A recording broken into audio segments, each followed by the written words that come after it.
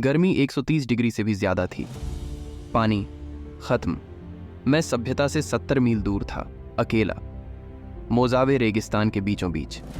मेरे पास सिर्फ 5 दिन थे, या तो जिंदा रहने के या मर जाने के। ये एक सोलो ट्रिप थी, मजे के लिए नहीं, खुद से भागने के लिए।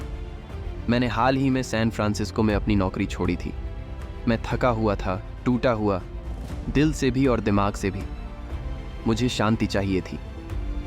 मैंने एक शीर R4 जीप किराए पर ली, कुछ ज़रूरी सामान पैक किया और निकल पड़ा मोजावे रेगिस्तान की ओर। वो जून की शुरुआत थी, साल का सबसे गर्म वक्त। मैं पानी, फूड बार, छोटा सा tent, power bank, torch, basic tools और ऑफलाइन मैप वाला मोबाइल साथ लाया था। किसी को नहीं बताया कि मैं कहाँ जा रहा हूँ। यही मेरी पहली गलती थी। पहला दिन लाजवाब लगा। चारों ओर सिर्फ रेत और दूर दूर तक सुनसान धरती।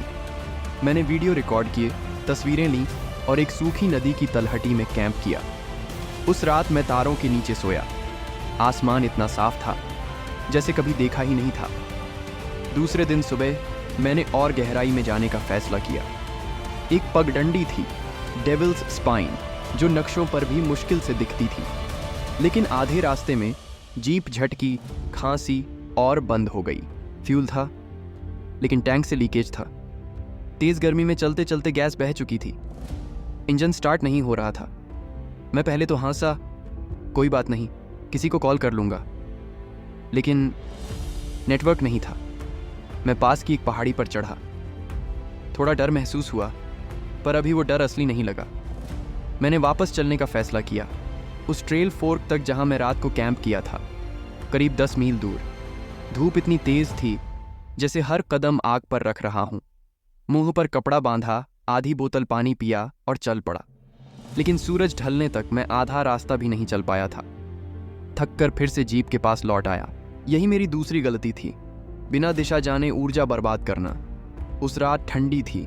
पीछे की सीट से एक पतला कंबल निकाल कर लपेट लिया। दूर से सियारों की आवाजें आ रही थीं।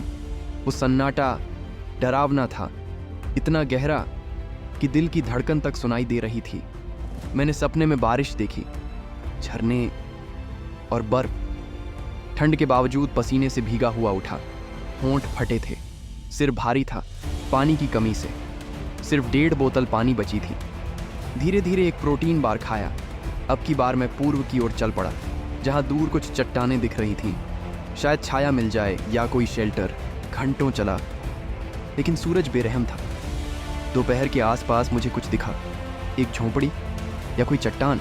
मैं दौड़ा, लेकिन वो गायब हो गई। मृग तृष्णा, वहीं डर असली हो गया।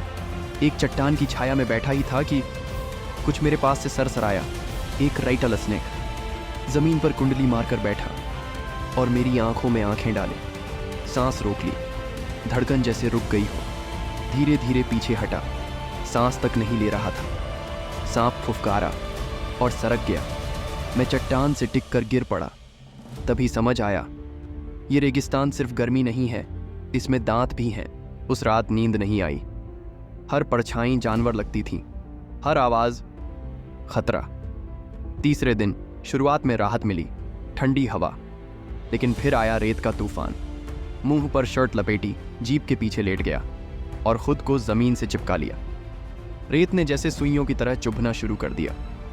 आंखों में, कानों में, मुंह में घुस गई। मैं खांसता रहा, खून थूका और रो पड़ा। तूफान 1 घंटे से ज्यादा चला। जब शांत हुआ, मैं आधा रेत में दबा हुआ था। पानी खत्म। पूरा दिन भूखा, रेत पर अपना नाम लिखा। क्या पता किसी को मेरी लाश ही मिले। चौथा दिन अजीब था। गर्मी महसूस ही नहीं हो रही थी। दिमाग बहक रहा था। एक औरत दिखी, लग रहा था मेरी माँ है। वो मुझे घर बुला रही थी।